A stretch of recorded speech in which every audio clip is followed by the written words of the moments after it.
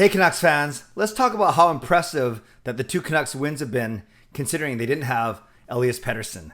I'm Clay Emo, I'm at Canuck Clay on Twitter, I'm at Clayton Emo on Instagram. I'm the founder of the GLCPC, the Good Looking Canucks Positivity Club. This is my Canucks take, all in one take. It's Clay's Canucks commentary for Sunday, March the 7th. This is where you get Canucks insight that's positive and timely. I want to give a shout out to my Hall of Fame members, Jens95, simalexander, Justin Credible, nucksfan number 29, and Lucas Gates. Actually going to be speaking of 4 of the 5 of them today, which is pretty exciting. Part of the Hall of Fame membership perks, so to speak. So thank you for your support, and thanks to the support of all members of all levels. You're listed in the video description. If you want to become a member of this channel, press the join button underneath this or any of my videos, or click on the memberships tab on my YouTube channel. Okay, friends, I'm in a good mood. I'm dressed up. I look good. GLCPC, because I just got home from church, as I usually record these right as soon as I get home on Sundays before I get studying and get doing the rest of the day. But yeah, the Canucks have knocked off the North Division leading Toronto Maple Leafs in back-to-back games. Now, it doesn't mean we're way better than Toronto. Yeah, I always say, don't get too high with the highs, don't get too low with the lows. And remember, Toronto swept us pretty easily 3 games in February. So now the season series is a little bit closer. It's 3-2 now in Toronto's favor. But you got to feel good for the Canucks. No one's declaring that they're going to make the playoffs. No one's declaring that they've completely turned the corner. But you could say in the last 10 games, they're playing a lot better than they had in the first 18 games of the season.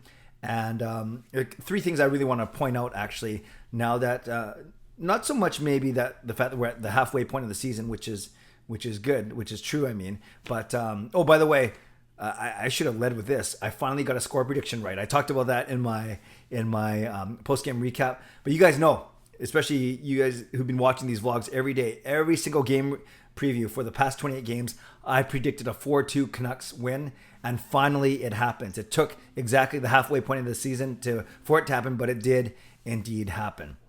So now maybe I got to think of a new score. Maybe I'll go 4-1 or something, or 3-1. Anyways, 3-1 I think would be more common than 4-2. So I want to talk about 3 things, and I'll end with the Elias Pettersson part. So number 1, Thatcher Demko, what a great performance. He's really coming in his own his last 5 or 6 starts. Obviously established himself as the number 1 goaltender, which we expected. We just didn't know how long that would take. And another wonderful 37 save performance last night. Toronto controlled large portions of that game. So for Demko looks good. And I know Demko doesn't like to be called Bubble Demko because he thinks he can do not just... He thinks he can be that bubble goalie that we saw in the bubble all the time. So let's just call him Thatcher Demko, number 1 goaltender for the Canucks. So I loved his game last night. Just love how confident he is, and the team just plays more confidently in front of him. They don't have to overcompensate, and they just look good in front of him. Second point I wanted to make was fascinating how the day after Jim Benning speaks, as much maligned as his media availability was, that the Canucks win a game and win quite handily, and they won the game right before it too. It kind of, remember when Aquilini did his 6-tweet thread in the middle of February? The Canucks ended up beating Calgary, then they lost to Calgary, then they won to Calgary, beat Calgary. So they won 2 of the next 3, and everyone's like, oh, maybe Aquilini should tweet more. And then the Canucks proceed to lose 4 straight, 2 to Winnipeg and 2 to Edmonton. So maybe that wasn't so good. But it's kind of funny. It's that the players hear it. It trickles down to them. And, I know I was one of the people who said that Jim Benning didn't really say much. And I still stand by it.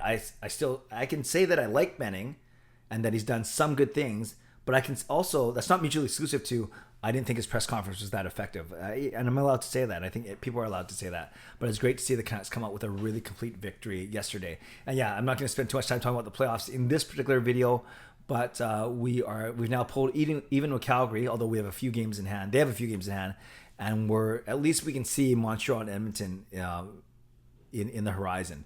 It's still a far horizon, but at least we can see them. But who knows if we win the next 2 against the next 2 against Montreal, and then I think we have 1 against Ottawa and then 2 against Edmonton. If we take a majority of those 5, then maybe there's a chance, a small chance. But maybe there's a chance. Last thing I want to talk about and spend a few minutes talking about this is the absence of Elias Pettersson. And a few people in my live stream last night, and they left comments saying, hey, Clay, when Pettersson comes back, would you leave Höglander with Miller and Boeser? And when you put Pettersson perhaps with Horvat and Pearson as a second line? And my answer is an absolute and unequivocal no. it's been great to see what Hoglander has been doing with the top line. And more importantly, I think, and more accurately, which I'll explain, I think it's great to see what Miller and Boeser are doing in Pettersson's absence. But there is, just like a starting quarterback shouldn't lose his position due to injury, I would say the same thing about your number one center and your franchise player. No, you put him right back with the Lotto Line. You put him right back with his line mates of Miller and Boeser, and you trust and you get excited because now that Miller and Boeser are playing with the most confidence that they've had all season, that should make that Lotto Line even more dangerous. And then you figure out if you put Hoglander back on the second line with Horvat and Pearson, or you drop him down the third line with Gaudette and Sutter, and then keep Virtanen in the second line if you think that's where Virtanen is more effective. But that's another topic for another video. I want to talk about why you don't, why you do put Pettersson back on the top line and why you don't put him somewhere else. The quick part is I don't know why you put Pettersson and Horvat on the same line. Yeah, you have two centers there, but one of them's have to play not in their natural position. And then it might be great for faceoffs, but sometimes Pettersson even cedes to Miller on his faceoffs anyway. So I'd rather have Pettersson and Miller on one line where either of them could take a faceoff. And I'd like to have Horvat, who you know is one of our best, if not our best faceoff guy. He doesn't need a second faceoff guy on his line unless he gets thrown out, which is very rare. So that's why, and you don't need Pettersson and Horvat on the same line. I'd rather have Pettersson back with Boeser and Miller, like I said, because Boeser and Miller are playing with the most confidence that they've had all season. And isn't it nice to see Miller smile after the third Canucks goal yesterday? That one that kind of went off a Toronto Maple Leafs stick and then broke the stick, and then Riley's skate right to Miller. Miller puts in the empty net. JT Miller smiled. I can't remember a time that he smiled like that this season. That's almost worth its own vlog on its own. But here's the point. With Hoglander's been fine. He hasn't looked out of place, but it's not like he's driving that line. Because yes, Boeser had 3 points. Miller had 3 points, but remember, 2 points each for those guys, 1 goal and 1 assist. Actually, forget what I said there. 2 points for each guy. Two of Boeser's 3 points, 2 of Miller's 3 points came on the power play. The first power play unit that Hoglander was not a part of. So it's context is key. You might say, wow, Boeser had 3 points and Miller had 3 points. Hoglander must be a big part of their success. No, actually, 2 of the 3 points for both of them, Hoglander wasn't even on the ice.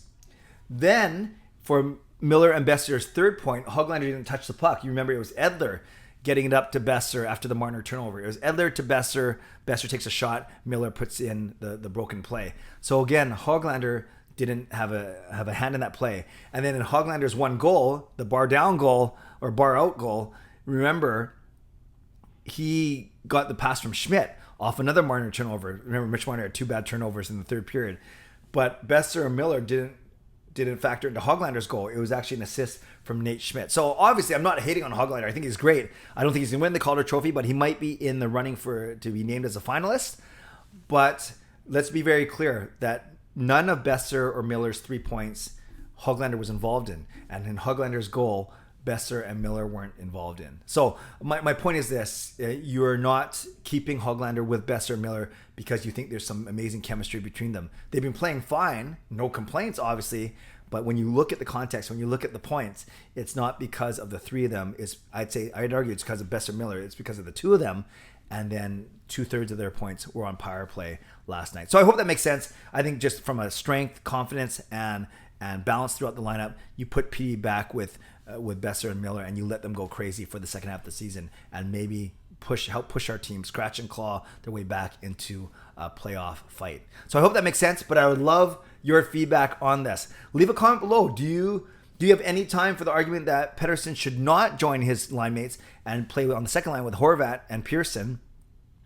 Do you like that idea, or are you more like me and say, no, you got to put Pettersson back to his rightful spot and then let the rest of the lineup sort itself out? And remember, when a Hoglander goes back to the second line, if he does, or the third line, he's going to go there to that line with a lot more confidence as well. So something to think about. Hopefully we'll worry about it tomorrow. That means Pettersson's coming back for this important 2-game set against Montreal that starts tomorrow night. So leave a comment below. I love to read, react, and reply as always. Subscribe if you'd like to. Like this video if you'd like to. Join this channel as a member if you'd like to. Stay safe, stay healthy, take care of yourselves, and take care of each other. Have a great day. God bless, and go Canucks go.